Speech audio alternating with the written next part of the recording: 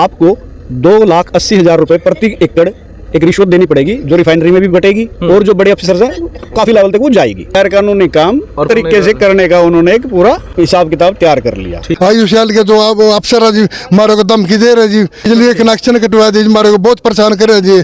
जो एक विवेक शर्मा विवेक नारायण ये खा के हमारे से गोल्ड मांगे ना 50-50 लाख रुपए, शासन जी हमारे को मारपीट करके जी काम चालू करके हमारे से जी दलालों की मदर है जी।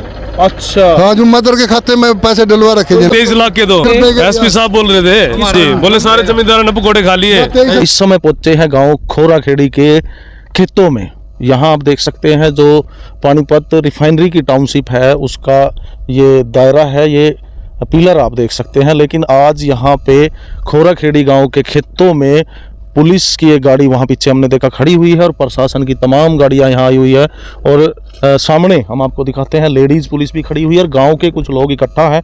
कुछ यहाँ मामला हुआ है, एक फ़ोन हमें आया है और आइए चलते हैं, जानने की कोशिश करेंगे क्या हो रहा है। बारिश का आज हालांकि मौसम है और खेतों में किसान और प्रशासन दोनों ही यहाँ पहुँचे हुए हैं। ज़मीन जो एक्वायर करने का मामला है, जो टाउनशिप रिफाइनरी टाउनशिप का जो प्रशासन है उन्होंने कुछ खोराखेड़ी गांव की ज़मीन रिक्वायर की है और कुछ जो कंडीशन थी, जो एग्रीमेंट था, वो शर्तें उन्होंने पूरी नहीं की है। प्रशासन आज पूरे दल बल के साथ यहाँ कब्जा लेने पहुंचा है। देख सकते हैं लेडीज़ पुलिस भी भारी संख्या में यहाँ हाथों में उनके डंडे हैं और पहुंची हुई है। प्रशासन के कुछ लोग वहाँ खड़े हुए हैं, उनसे भी हम बात करेंगे। मैं विकास गोयत गांव बेगमपुर से, एक्स सरपंच हूँ यहाँ से। जी सरपंच साहब। और ये बेगमपुर गांव की लगभग 77 एकड़ ज़मीन रिफाइनरी ने अपने टाउनशिप के विस्तार के लिए यहाँ से किसानों से खरीदी थी जी।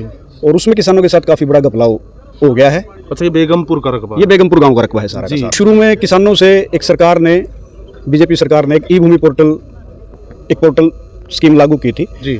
उसमें सरकार के किसी भी प्रोजेक्ट के लिए जब कोई ज़मीन लेनी होती थी तो उस पर वो निकाल देते थे कि इस प्रोजेक्ट के लिए इतनी एकड़ हमें ज़मीन चाहिए। जिस किसी किसान को जिस रेट में ज़मीन देनी हो अपना उस पोर्टल पे वो डाल देते थे। अच्छा, रेट भी किसान ही तय करता था।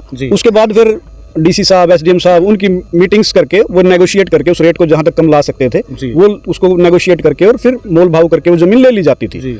तो शुरू में उस पोर्टल पे इन किसानों ने अपनी जमीन डाली थी जी। और उसमें इन्होंने लगभग 2.5 करोड़ के प्रति एकड़ के करीब अपना रेट शुरू में डाला था जी। उसके बाद एसडीएम साहब के साथ और डीसी साहब के साथ मीटिंग्स में ये नेगोशिएट करके उस रेट को 1 करोड़ 6 लाख रुपए में ले आए थे सारे किसान। 1 करोड़ 6 लाख रुपए और प्लस जो थोड़े बेनिफिट होते हैं कि भाई जैसे एक्वायरमेंट में कि भाई हम कहीं लैंड परचेज करेंगे हरियाणा में तो स्टाम्प ड्यूटी माफ हो जाएगी जी। और जैसे खेतों में ट्यूबवेल कनेक्शन, कोई मकान बना हुआ है, कोई पेड़ है, उसकी हमें पैसे मिल जाएंगे। तो इस तरह की